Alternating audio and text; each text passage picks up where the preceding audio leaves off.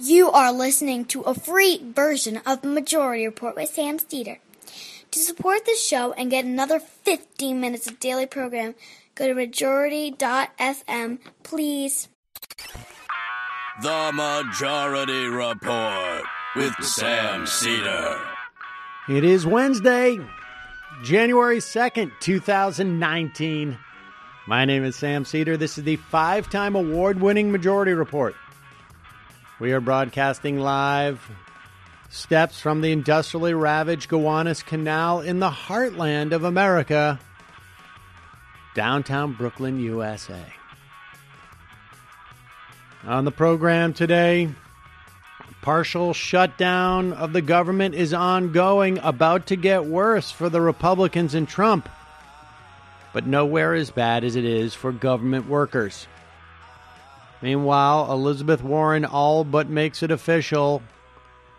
2020 is already here. 2 immigrant children have now died in U.S. custody over the past month. And Mitt Romney kicks off the race for an Oscar in 2019 with an op-ed in the Washington Post. We should also say Louie CK won't be kicking off a bid to host the Oscars, but may instead be vying for a speaking role at CPAC. Trump starts the year with a third of his executive heads acting like their cabinet heads. Meanwhile, Trump's EPA on a mission to destroy the environment to ostensibly protect it. Tomorrow, Dems to vote on PAYGO amongst other House rules. And Trump starts to back up on Syria. Drawdown will now be in 4 months. I'm betting it will never happen. Easy does it. Let's slow down. It's got to be measured. America is losing its teachers by driving them away. And 2019 will be no different from 2018 insofar as workers will get screwed by private equity. All this and more on the first episode of the Majority Report in 2019. Yes, ladies and gentlemen, we are all here except for Matt, who could not break away from the frozen tundra it could not break away. He's keeping it real. He's keeping it real. He is in the heartland of the heartland. Now, of course, Brooklyn is the true heartland of America. Everybody knows that. It's we've got we're on a navigable waterway, multiple navigable waterways, and we're surrounded by real heartland values.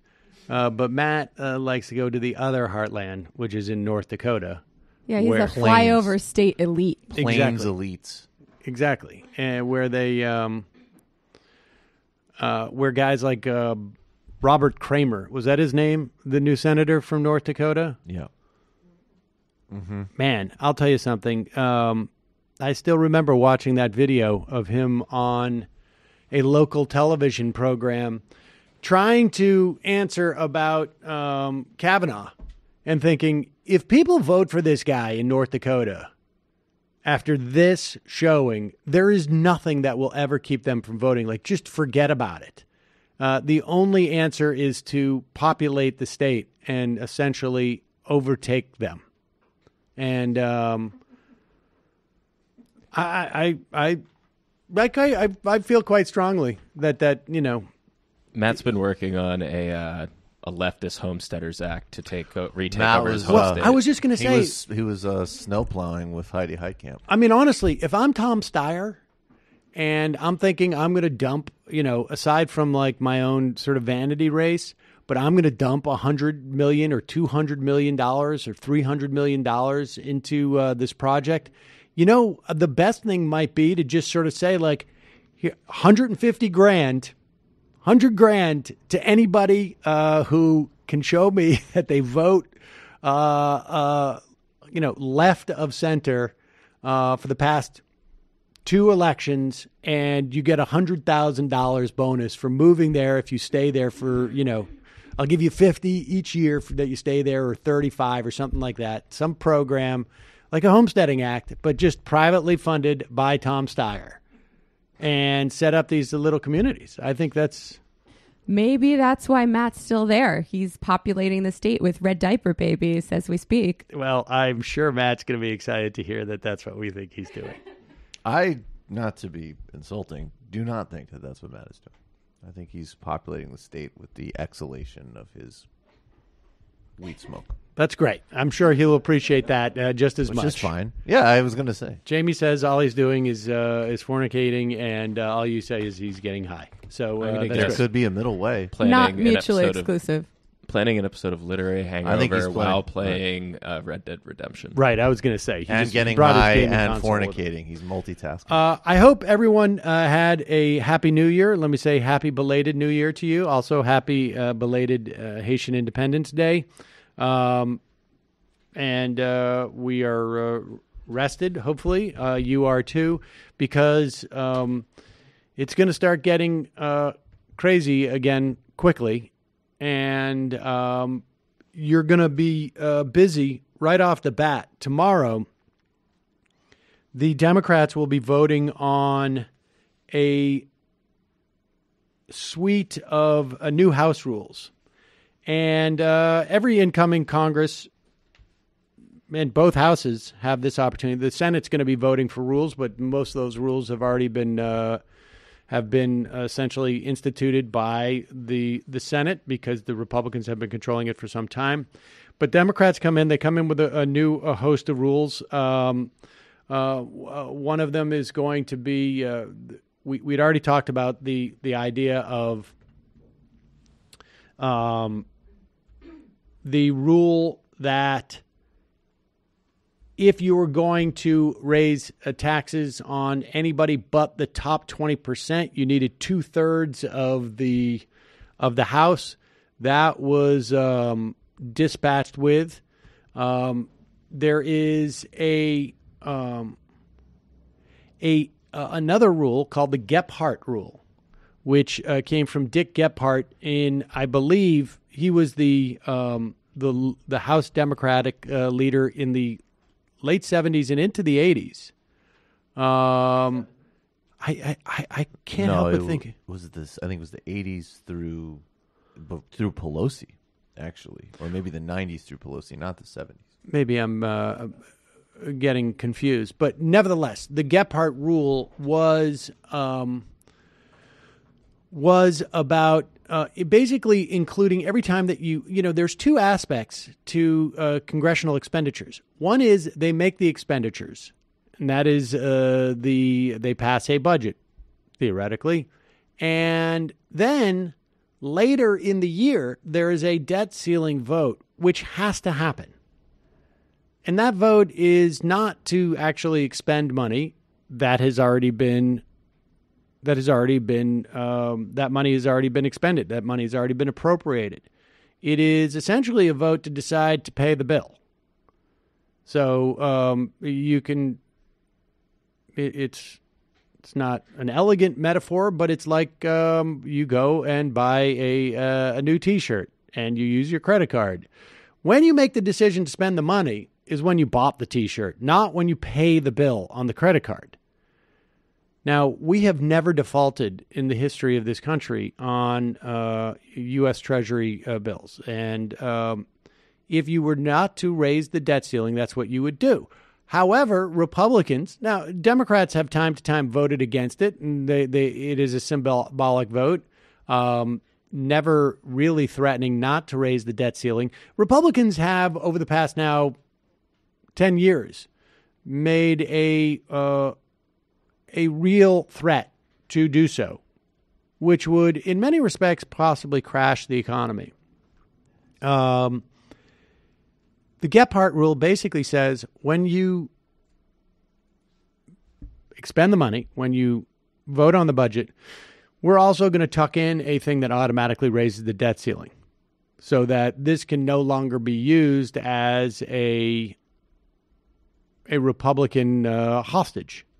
And so that is in the new pack of new congressional rules that's restoring Congress for the people. I have it here in my hand.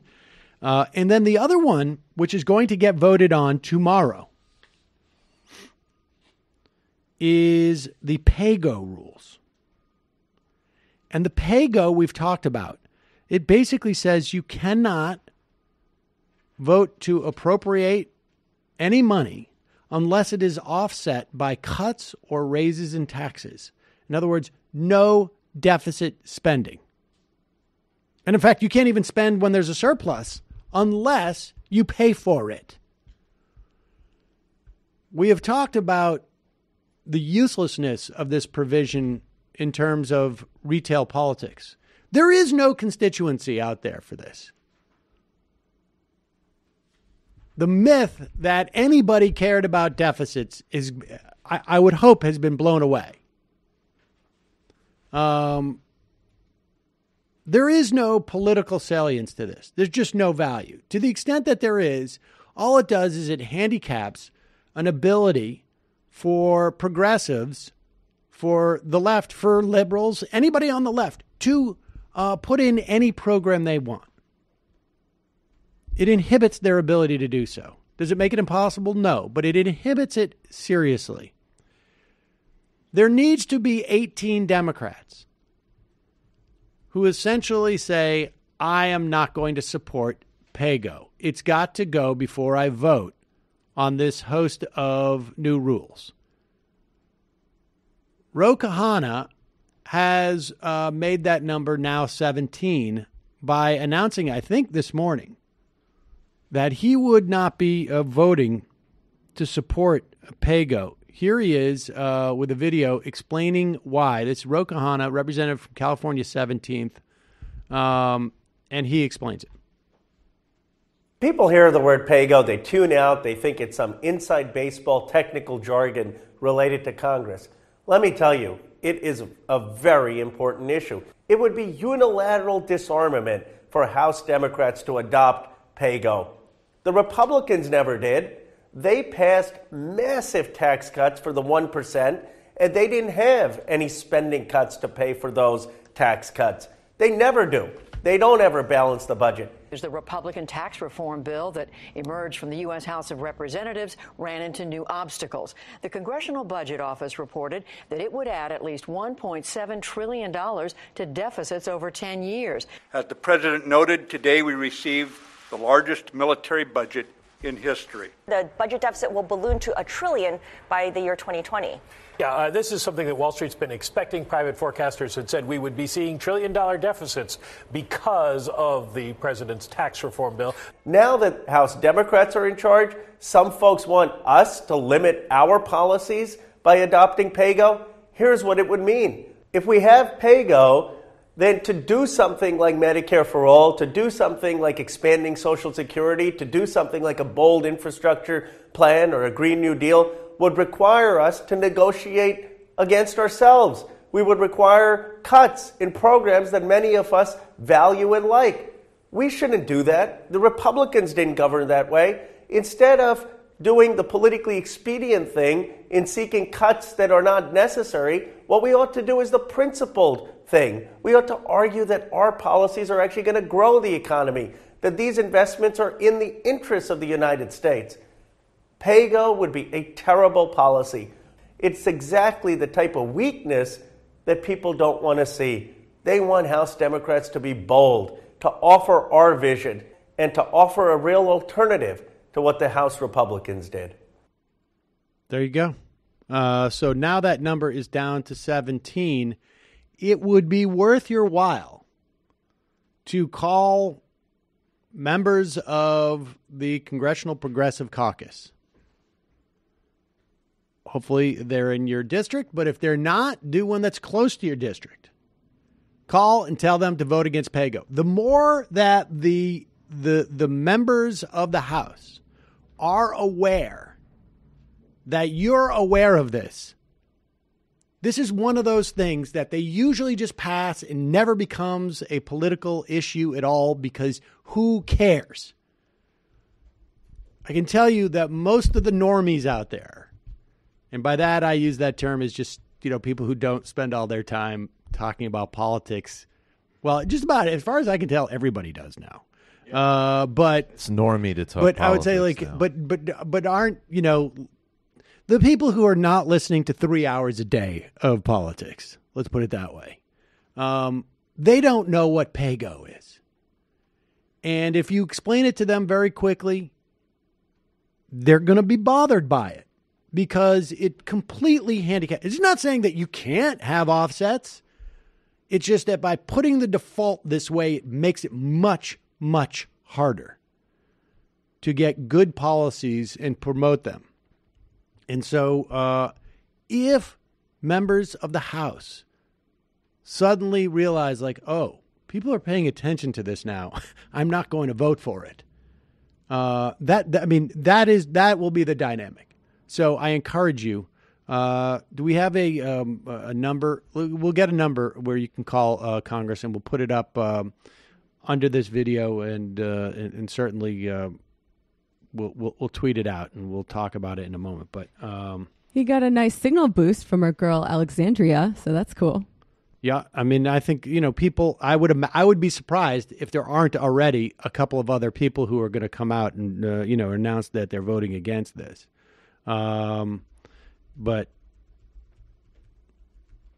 hopefully one of you guys is actually Googling a number to call your Congress.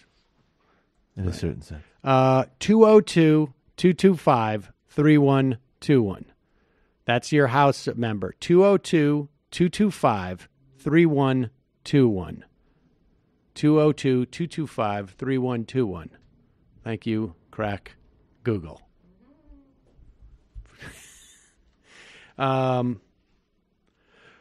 So that's going to be the big fight. Also, you should know that the Democrats, and this is, again, not necessarily, this is, again, more politics, nothing specifically. What we're going to be seeing over the next year is the Democrats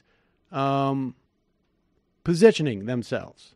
Now, look, that's the thing about the PAYGO, is that they can't do anything anyways, unilaterally. But we are now setting precedents and setting stuff up for 2021 with the hopes that there will be a democratically controlled House and Senate and a Democrat and president sitting in the executive. I mean, that's basically what's going on here. And this also defines the parameters of what becomes the mainstream conversation. What politics are allowed, essentially, amongst the political class, which is why it's so important to do it now. Democrats are going to, among other things, in the investigations regarding Trump, et cetera, and just the massive corruption throughout our government, and also, harassing the EPA. How is it you're justifying? We'll talk about this. How is it you're justifying putting more mercury into the air? We will talk about how they're justifying it. But one of the things, a provision in the opening day's rule package is it's authorizing the House counsel. I mean, this is the other thing. Resources. Lawyers for the Congress will be able to intervene in the lawsuit in which 16 Republican-controlled states are, or formerly controlled Republican states, are trying to essentially find the Affordable Care Act unconstitutional. They are going to, the House lawyers are going to specifically be weighing in on the pre-existing conditions feature. As Nancy Pelosi says, let's hit it for pre-existing conditions. But hopefully they'll get the politics a little bit more electrifying. Yes, than that, and then 3 chairs for pre-existing conditions. But that's basically what's happening there. In terms of the shutdown, here's the deal: there are hundreds of thousands of government workers right now who are not getting paid. Well, let me do this first. This is actually a timely ad for today. If you're trying to drink more water this year, you're trying to stay more hydrated, and this is actually one of those circumstances where I lean on Liquid IV more when I have been drinking a little bit. Liquid IV hydrates you faster and more efficiently than water alone, with the added bonus of vitamin C, B3, B5, B6, and B12. That also helps you absorb the hydration quicker. It's not your average electrolyte drink mix, Liquid IV. It uses cellular transport technology in a specific ratio of glucose, sodium, and potassium to help your body absorb more water and nutrients directly into your bloodstream. It can provide the same hydration as drinking 2 to 3 bottles of water. So I will it contains more vitamin C than an orange and as much potassium as a banana. The portable powder packets are perfect for throwing in your gym bag to fuel tough workouts and prevent muscle fatigue. On nights that I have been drinking, and I have extended this recommendation to friends of mine, I drink a packet of this. I mean, that's the way I use it. I don't go to the gym probably as much as I should, but I do have occasion where I've drank too much. And this has been incredibly helpful because it's hard to drink 3 bottles of water. It's easier to drink 1 bottle of water. I also have found, frankly, it's helping with a little bit of the bags under my eyes. Really? Yeah, because that's apparently because I've been a little bit dehydrated. Hello. I mean, that's not, they don't tell you to say that, but that's what I found. And I actually get complaints in the office that I don't keep enough of that around here. So very greedy with it. But I've got good news for you, Michael. As you know, you love Liquid IV. I do too. But right now, my listeners and even my producers can get 20% off at liquidiv.com when you use my code MAJORITY at checkout. That's 20% off of anything you order at Liquid IV's website. Just go to liquidiv.com. Enter my promo code MAJORITY to get your savings and start getting better hydration. That's liquidiv.com. Promo code MAJORITY. Don't wait. Get hydrated today. Okay, so we have currently working without pay. And this is a partial shutdown because there was already a statute passed earlier in the year that provided for pay for the majority, I think, of government workers. But in addition to the hundreds of thousands who are have been furloughed, they're not getting paid and they're not working.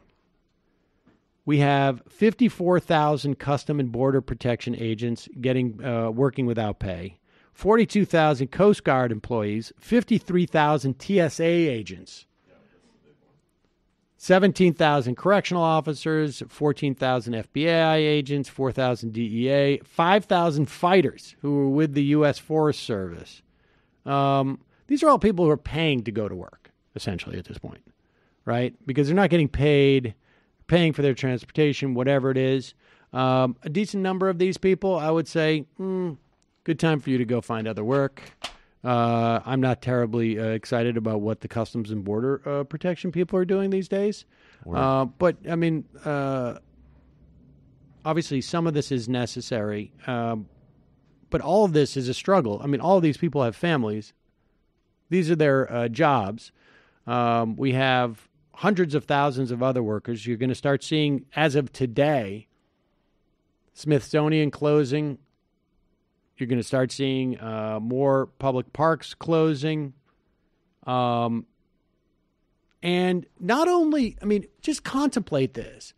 The administration, the Office of Personnel Management, last Thursday, I think it was, they tweeted out advice to furloughed federal workers on how to explain their situation to creditors and landlords.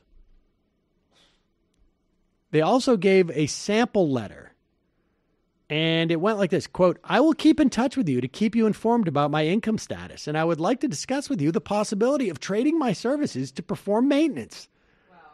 Painting, carpentry work in exchange for partial rent payments."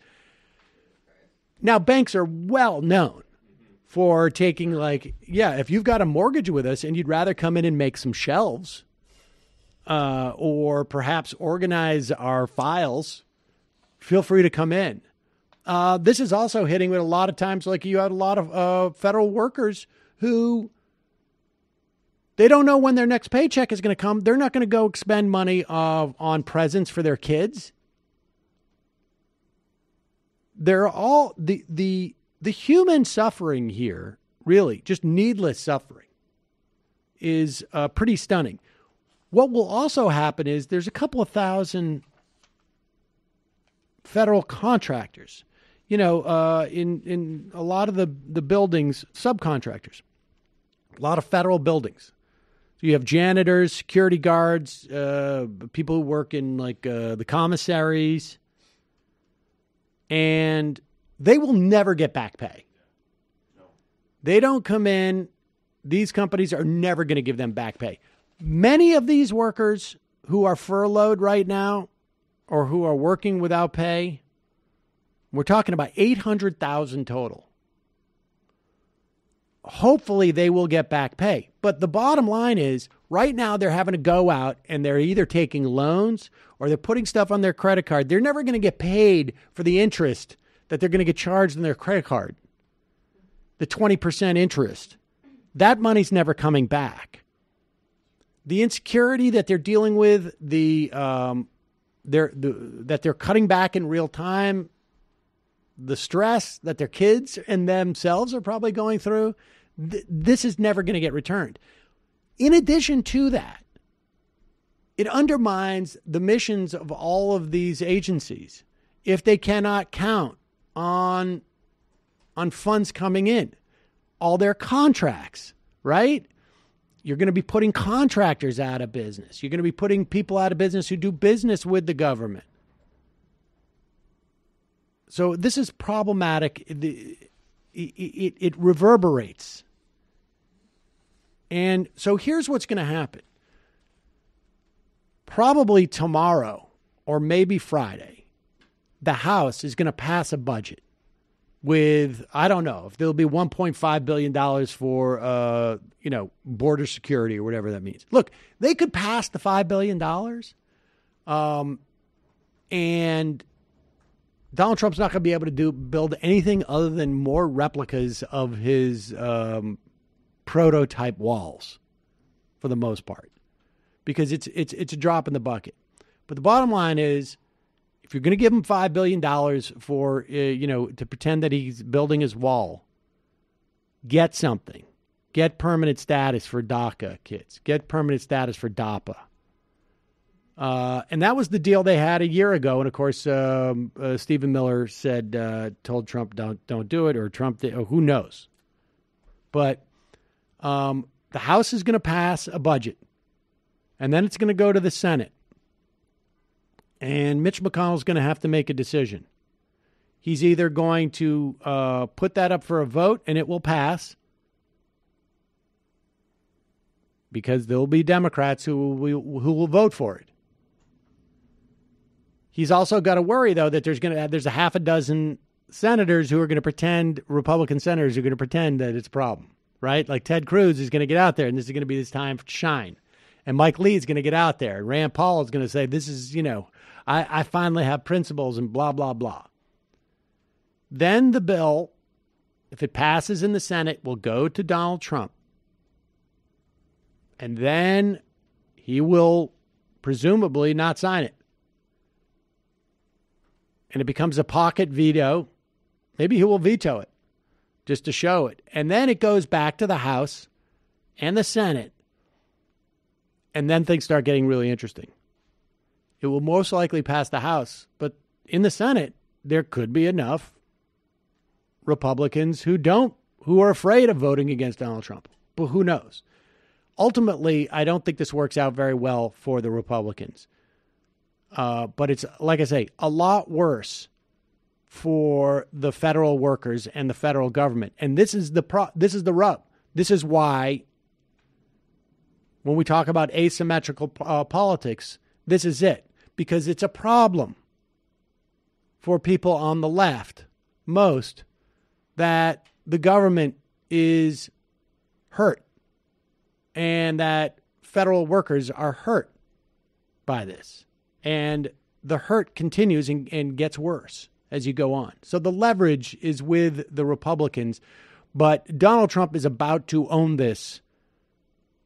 And despite the fact that he already announced that he was going to own it, he's going to own it in an even more intimate way very shortly. You want to talk about asymmetrical politics? Public sector workers are not allowed to strike in most states because, their jobs are too important. They help society run. But the Republicans are allowed to do the exact same thing if they decide to. It's That's basically not fair. a lockout, right? It's basically a lockout for all those people who are furloughed. And it's even worse for those people who are not furloughed but don't get paid. Yeah, no, it's a real problem. I don't know how you make a long-term reform to this, but that's why there has to be a political price exacted, because otherwise it continues to happen. And we shall see. I mean, hopefully that we'll see a price paid.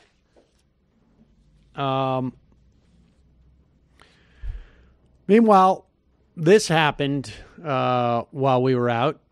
Elizabeth Warren, she makes an announcement. Let's watch part of the video. This is it's 4 minutes long, right? We're not going to watch the whole thing, but let's watch a little bit of it. Elizabeth Warren has essentially, I don't know if this is official, but she said she's going to launch a exploratory committee. An exploratory committee. Can we be a little pedantic for a second? I've never understood this, and I've been doing this for a little while now.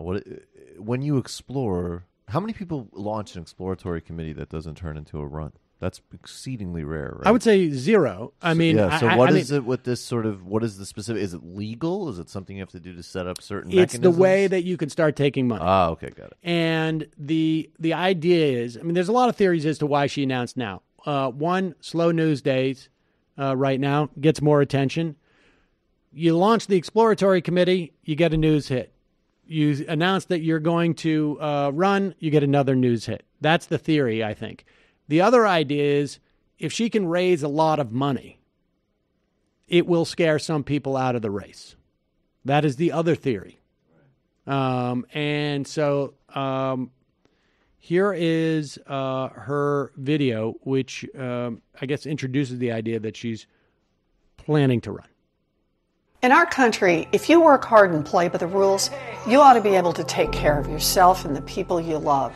That's a fundamental promise of America. Pause it for 1 second. Promise? Now, I should tell you that construct was a Bill Clinton construct. I was just going to say that. And we can debate the value of that. Better that you're using some type of folksy phrase from Bill Clinton than Ronald Reagan. Let me put it that way. And so, 10, 15 years ago, that's what Democrats would do. They would put, they would start their videos with, we can be a shining beacon, for the world or something. And so we're making some progress, but go ahead. This should be true for everyone. Growing up in Oklahoma, that promise came through for me and my family. After my older brothers joined the military and I was still just a kid, my daddy had a heart attack and couldn't work. My mom found a minimum wage job at Sears, and that job saved our house and our family.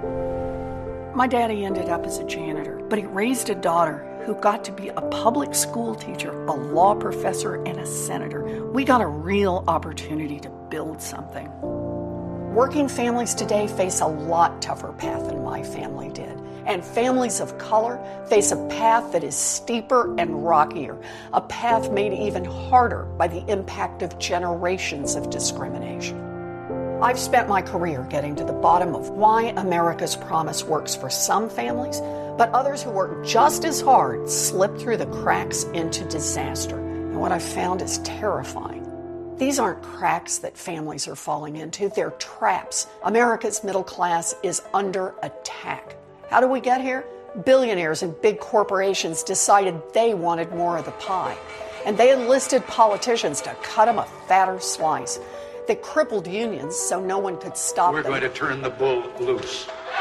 Dismantled the financial rules meant to keep us safe after the Great Depression, and cut their own taxes so they paid less than their secretaries and janitors. It's time to write the rules for the middle class. After Wall Street crashed our economy in 2008, I left the classroom to go to Washington and confront the broken system head on. Elizabeth Warren, apparently not afraid to tangle with Wall Street. Elizabeth Warren is heading into the lion's den. Mrs. Warren goes to Washington. She did. We created America's first consumer watchdog to hold the big banks accountable. A woman who has warned of another meltdown if Washington doesn't straighten up. I never thought I'd run for office, not in a million years. But when Republican senators tried to sabotage the reforms and run me out of town, I went back to Massachusetts and ran against one of them. And I beat him. And we are going to turn Washington back to the people. Who do we love? Warren! Who do we love? Warren! Today, corruption is poisoning our democracy. Politicians look the other way while big insurance companies deny patients life-saving coverage, while big banks rip off consumers, and while big oil companies destroy this planet. Our government's supposed to work for all of us, but instead it has become a tool for the wealthy and well-connected. The whole scam is propped up by an echo chamber of fear and hate, designed to distract and divide us. People who will do or say anything to hang on to power point the finger at anyone who looks, thinks, prays, or loves differently than they do. Build that wall. But this dark path doesn't have to be our future. We can make our democracy work for all of us.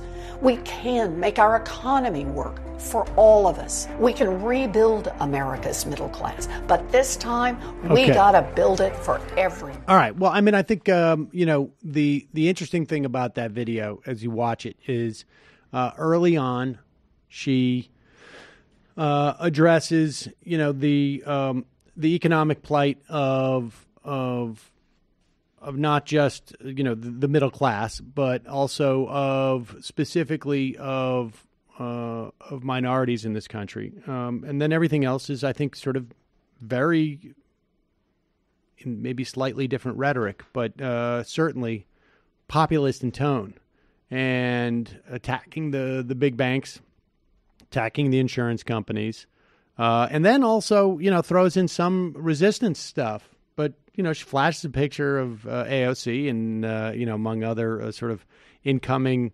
leftist, I guess, at least in the context of the Democratic Party, House members. And so I don't know. It's interesting because this is where you see at least she plans to go early on. And that is, I think, to attempt to secure those supporters of Bernie Sanders.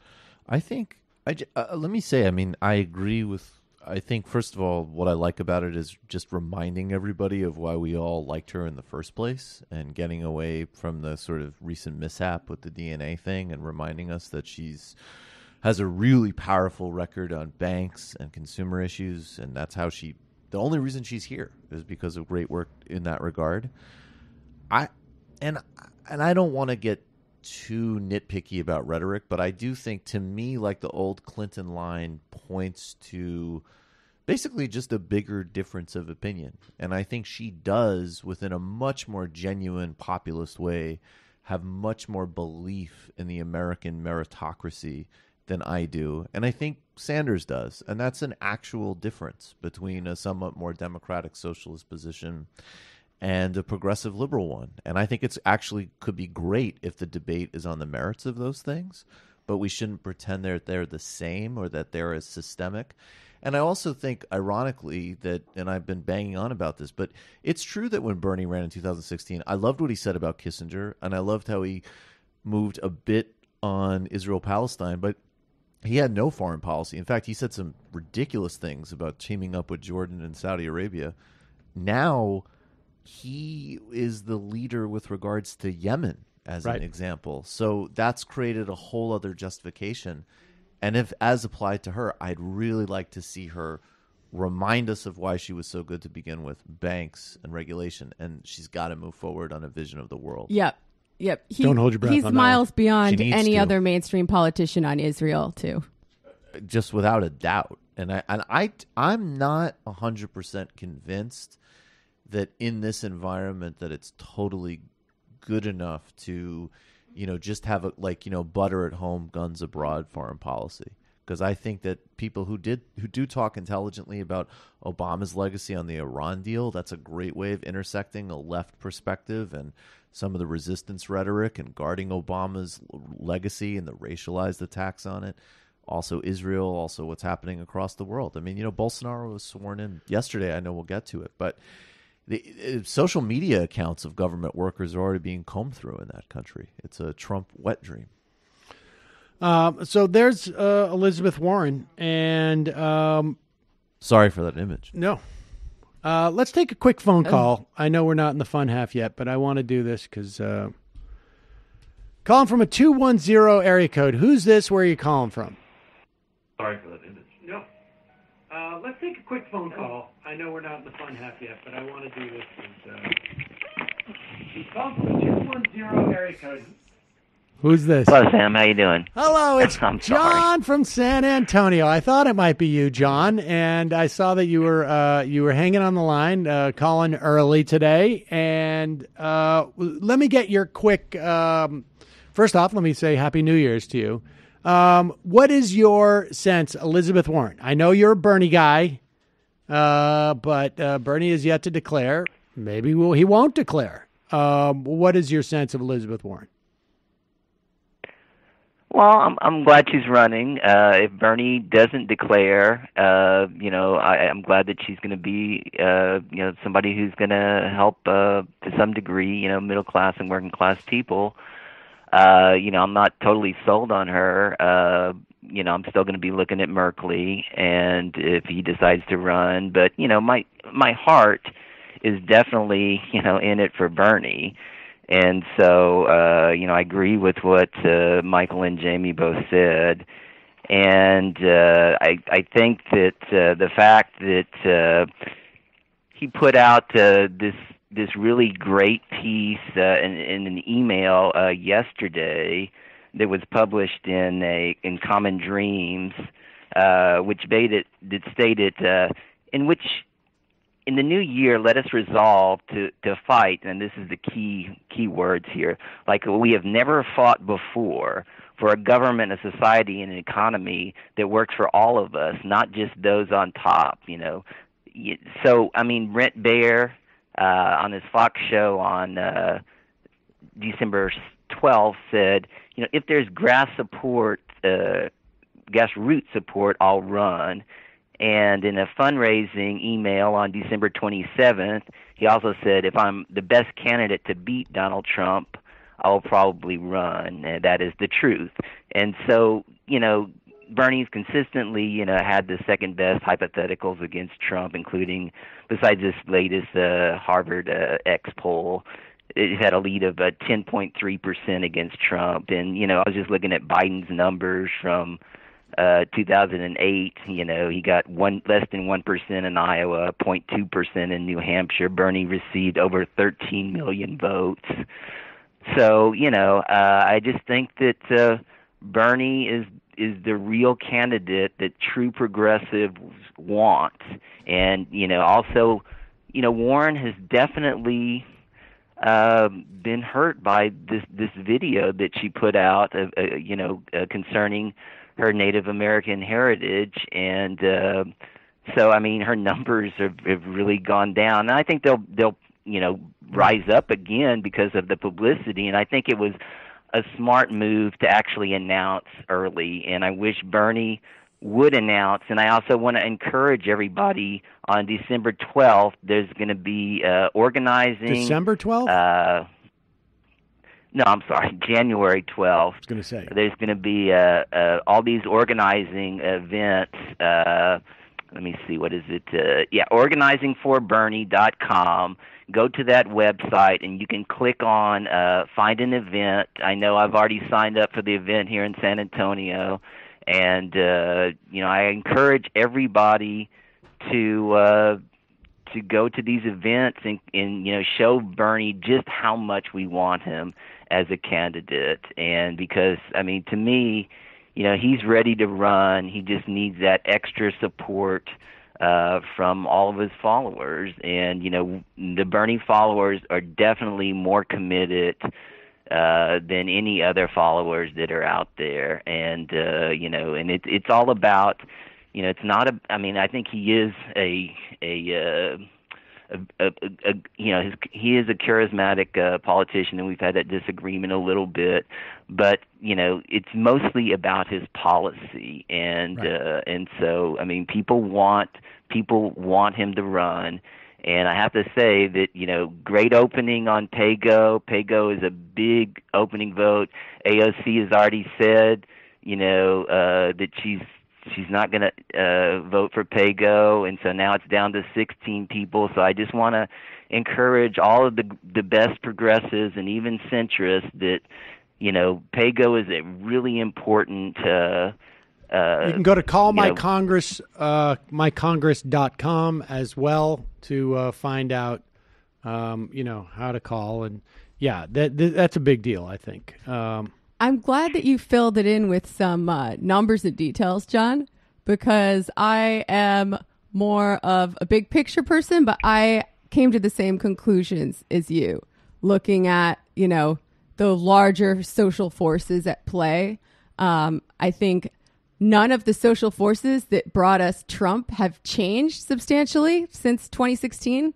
If anything, they have intensified. And I just think that Warren would lose really badly to Trump. What's happened already doesn't bode well for the future. Wait a second. And why do you think? Look, the arguments of electability right now, I think, are silly, broadly speaking. But why? Right. Why do you think Warren would lose badly to Trump? Okay. People don't only vote based on policy. People vote based on vibe, as much as we would like them to vote based on policy. Right. And she has a very similar vibe to Hillary Clinton. That's she's exactly a nerd. She's my a manager. Point. That's exactly my point. And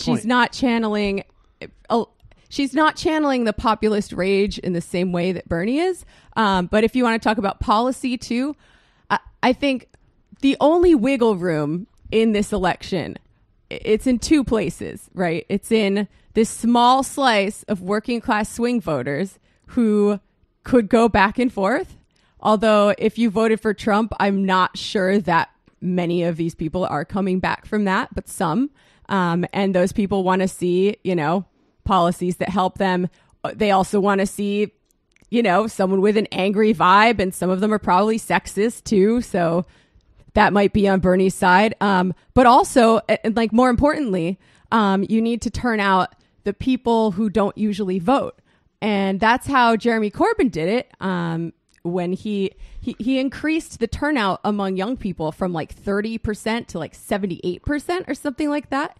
And those people are more important. Okay. So if you say that she has a similar vibe to Hillary Clinton, despite the fact of her policies not being, not being consistent. So let's just say for the moment that Bernie Sanders does not run. If Bernie Sanders does not run, he's clearly going to support Elizabeth Warren. And the idea that Bernie Sanders is not going to get you an extra 10,000 votes in Michigan and an extra 10,000 votes in Wisconsin, and particularly after what we saw in 2016. And with all the women who came out and 2018, who drove record numbers. Did it work for Obama getting votes for Hillary? What? Well, Obama wasn't out. Actually, Obama was hurting Hillary, I think, with the TPP. I think the net value of Obama was very small. May I make... But wait a second. Let me finish. You really... Okay. But again, the idea that Bernie's not going to get 10,000 votes for her in Wisconsin and in Michigan is absurd. Like, the margin was so small, and there were so many different factors that led to Hillary Clinton, who I think was, particularly in that time, as a candidate, uniquely ill-suited to run against Donald Trump in that time. I mean, I still contend that Martin O'Malley would have won. And so the idea that people, I mean, look at Donald Trump didn't even do as well as Mitt Romney as a share of the vote. And so, you know, to totally discount the idea that what people have been saying for 2 and 3 and 4 years, that Hillary Clinton was a uniquely bad candidate, will somehow that the next person who is not a uniquely bad candidate, who doesn't rightly or wrongly have 30 years of baggage, like literally people who made lifetimes of income. Let me based upon attacking the Clintons. May I?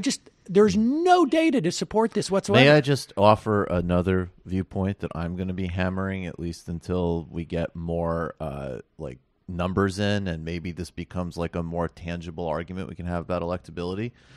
I think that there's a very good chance, and a lot of conditions are in play, but I don't think it's inconceivable that I won't say all of them, but I think several of these people could beat Trump, including ones I really don't like. I think Biden would smoke him. I think Bernie Sanders would smoke him. So my argument is going to be Bernie Sanders is the best candidate if he runs, and I strongly support him, and none of it is going to hinge on these electability. It's way too early. Way too early to make any type of electability argument. But also, let's flip it, though, because I would say, like, that's always used against the left. So let me just say, definitely, I think anybody could win. So let's go with the best one. That's exactly right. I think at this point, to talk about electability, particularly when there's no data, I mean, there's no data that's worthwhile at all. You know, I mean, if John you go, just gave us some data. Well, yeah, but that data is worthless. Like you can go back to 2 years out, 2 years out of any of any campaign, and it is, you know, who.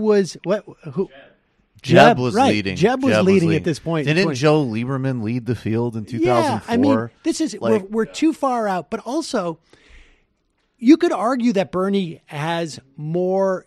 Like right now, there's more data that supports that he's electable. But to say that Elizabeth Warren is not electable is absurd. Well, and people vote against candidates in these elections. And may I just say, more relevant to debunk is a lot of polling coming out saying that actually Bernie Sanders is unusually popular with people of color and less popular with white people, as an example. So there's a lot of lies about his support base we can debunk with the numbers that are already established. But I want to just move in the opposite direction and say, I think that especially if the trends right now hold with where Trump's approval ratings are, where the economy's going, and what happened in 2018, he probably will lose. And I want to take this opportunity to nominate somebody that will actually make fundamental structural changes and not just kick the can down the road with a depressing centrist DLC 4 years that won't change the material condition you're talking about. And I will say that I think, honestly, at this juncture,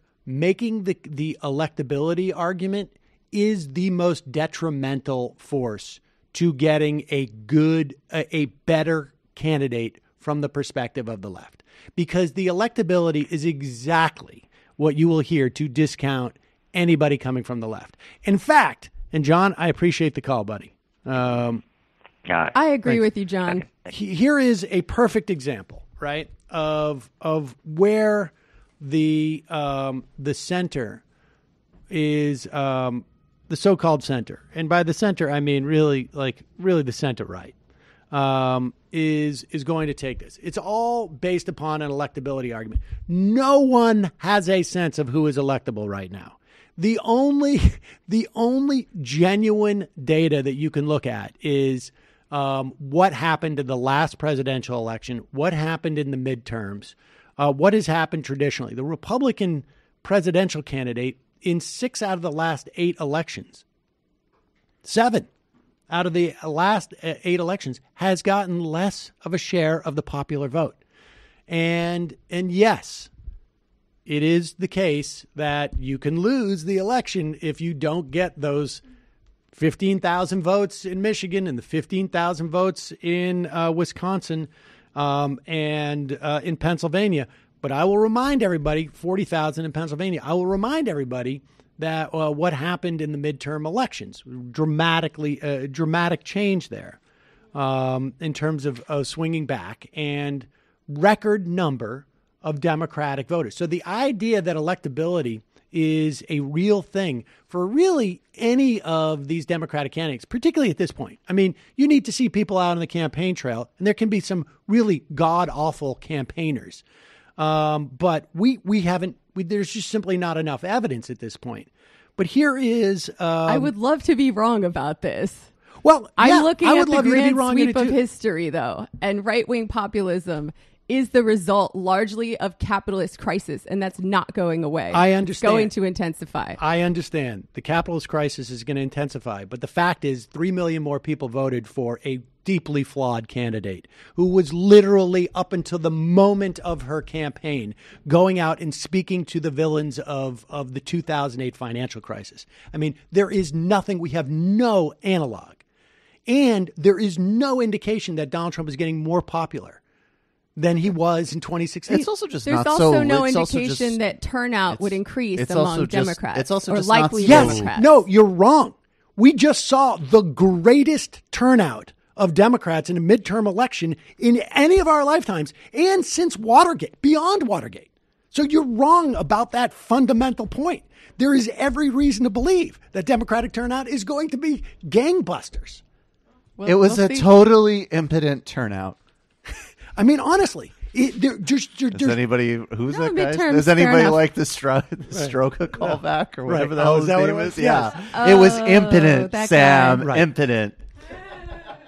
So I mean, that's absurd. I mean, look, I'm not trying to. I'm not being a wallflower here. But the fact is that every data point that you bring up, actually, we don't know what's going to happen in the next 2 years.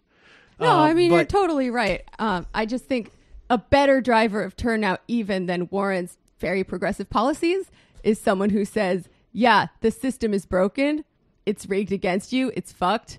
And I'm going to change it on a structural level rather than tinker with it to make it better. If you really think that there is a huge swath of people out there who are waiting for the word structural, as opposed to everything else you said, which was just in her video. Not the word. Well, what? I mean, honestly, she hit all those notes. Now, it's quite possible that she's not a great campaigner, or that there's other problems that are going to come up, or that the DNA thing is going to haunt her. But we're trying to analyze here, sort of like what the situation is with these candidates. And I get it. Bernie's better. I get that. But everything that you are basing on that Elizabeth Warren doesn't have a chance right now in 2020, that she is unelectable. When you say she is unelectable, Bernie might be unelectable too. well, but I think everybody he's more might be electable, unelectable. Honestly, I understand, but Bernie has not Trump declared. might be unelectable. Right? I think Donald Trump is unelectable, probably, if there is, to be honest with you, and so the enormous amount of factors that align to make it impossible for Hillary Clinton to win are not going to be involved in this go round. It was an impotent showing, Sam. I mean, and you're honestly, steamrolling over the truth. Or you're apathetic. Apathetically steamrolling. No, that would be aggressively. Well, let me get back to this argument that we keep hearing over and over again, that the left is unelectable. Okay, and in this case, it's coming from a guy who just lost his incumbency. This is outgoing Senator Joe Donnelly with a warning to his party. And, well, let's listen to it first before I recharacterize what he's saying. Your party, about the Democratic Party.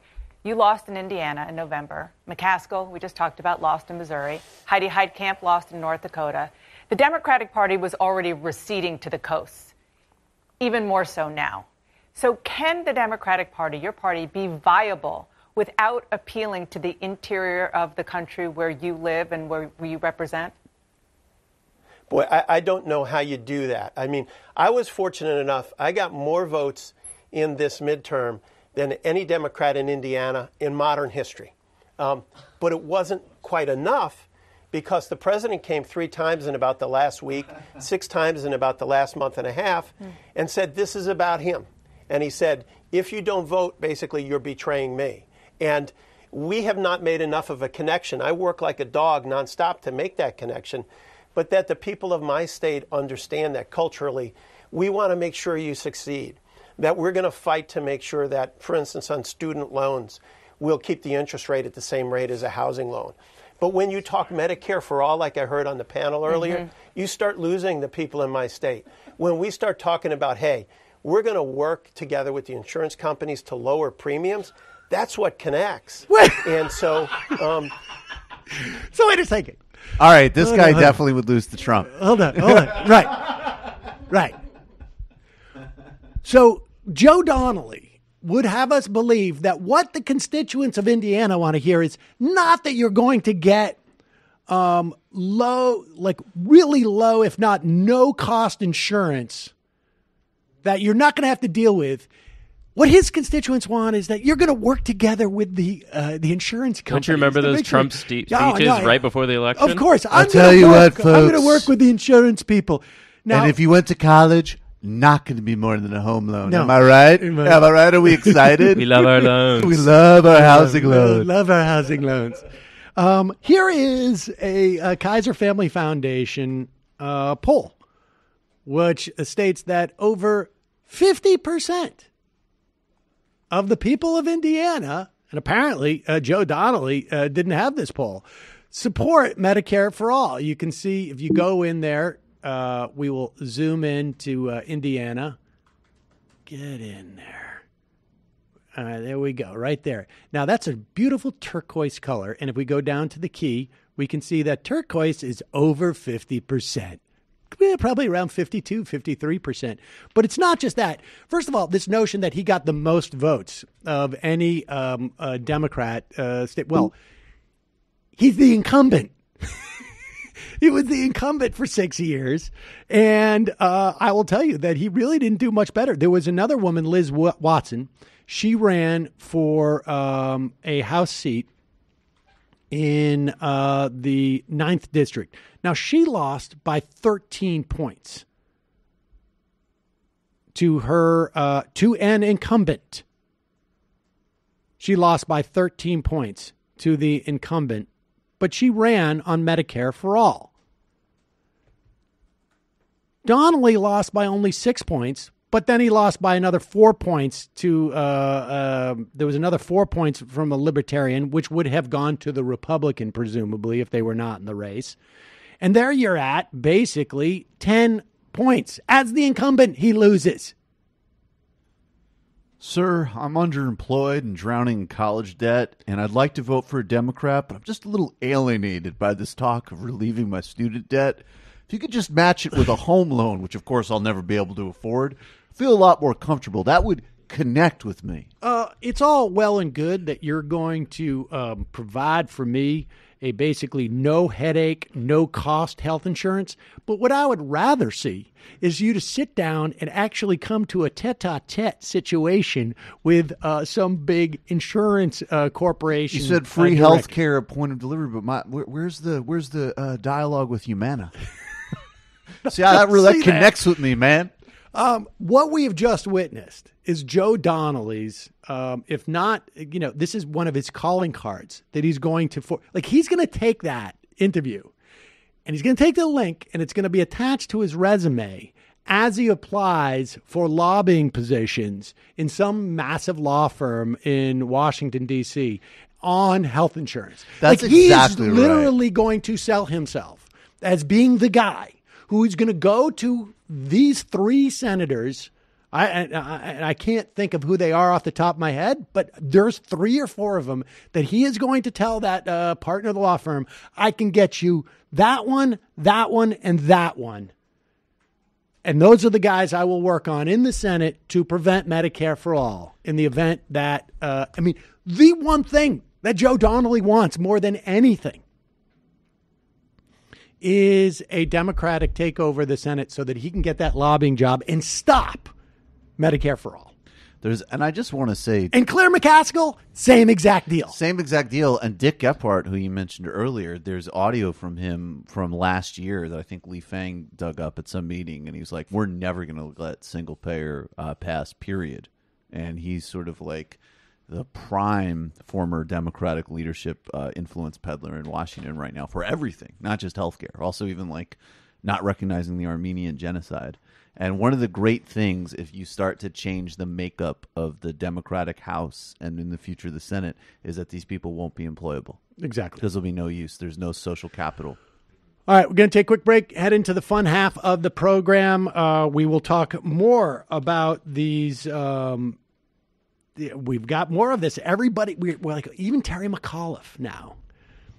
He's for Medicare-for-all, but he wants to put the brakes on some other things. I mean, they're all of these surrogates are going out there. They have slightly different agendas. Some are looking for lobbying jobs. Some are looking for lobbying jobs and also to support people who will help them in their lobbying jobs.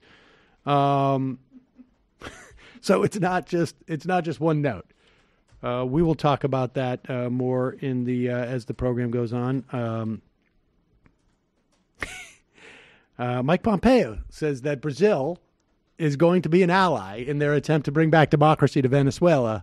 And there's nothing like enlisting a burgeoning fascist state to help you bring back democracy in its neighbor. Or to literally telegraph that invasion is finally happening. There you go. That's incredibly disturbing stuff. We will talk about that and more. We will also take your phone calls at 646-257-3920, 646-257-3920.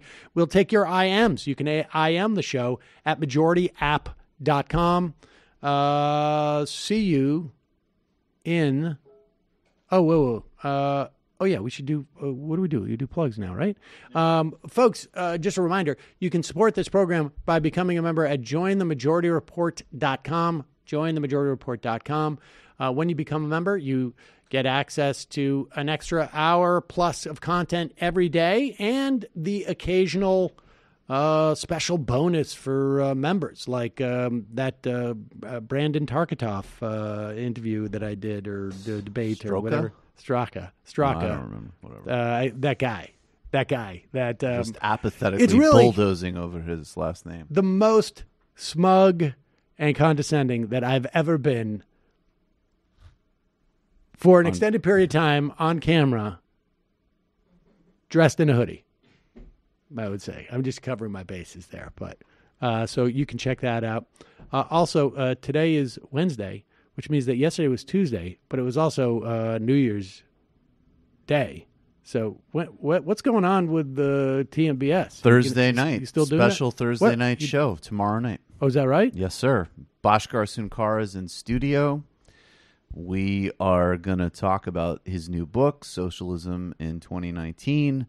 We've got some stuff that we've got to cover, of course, in Brazil, but also in the Western Sahara, a bunch of other stuff. And then for patrons, the TMBS boys are doing a 2019 think tank session. So new kind of Patreon segment that we haven't done before, and you can watch it live tomorrow night at around 7-ish NYC time on our YouTube channel, of which we are on the verge of crossing our first 20,000 subscribers. So click the subscribe button over there and get your tickets to February 1st at the Bell House. The other show is sold out, right? Yeah, the majority sold out. January 13th at the Bell House at 2:30 is sold out. Okay. But if you want to see me, because on that show, I'm just playing. I'll be at both. He'll be at both. But you can get even up closer to Michael. He's going to be cordoned off. That's right. At the Majority Report show. Quarantine. We are selling extra VIP seats where you could actually sit closer to Michael. Handshake. Get all of his germs on you. We sell rubber gloves if you want to shake hands with Michael, because that's the only way he'll do it. It's no germs, guys. Jamie, what's the story with the Intifada? Yeah, so Sean and I actually took a week off this week because we were moving, and it sucks, but we did put out an episode Christmas week. that I have yet to plug on here. Such a long time ago, I barely remember it. I'm just going to read this little description and hope that people find it interesting. So, on this episode, we're joined by geographer and filmmaker Dr. Nerv V. McAuliffe to talk about the history of the Philippines, its Maoist insurgency, and the rise of Rodrigo Duterte. We also talk about Amazon, redlining, Marxist geography, and presidential foot fetishism. The last part of the episode is a discussion of Nerv's work on autonomous territories in Colombia, Mexico, and the Philippines that have earned some form of autonomy after decades of brutal armed struggle. Check it out, folks. Check it out. The Christmas special of the Intifada. And I looked over at Jesus Matt's was a nice man, but he said nothing new. All right, folks. Literary Hangover, Matt's podcast. Yes. It's really good. Really enjoyed. I'll keep flogging the Democracy in Chains one because I think that's a book that we should defend and read. I think that's an important book for understanding how the right works. All right, folks, quick break. Head into the fun half, 646-257-3920. We'll turn on the IMs. You can IM us through the app at majorityapp.com. Be right back. You are in for it. All right, folks, 646-257-3920. See you in the fun half. Are you ready?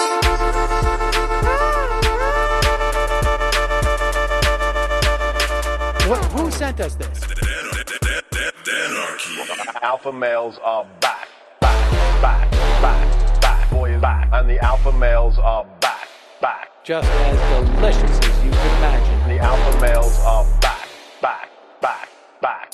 Boys back. And the alpha males are back. Just want to degrade the white man. Alpha males are back.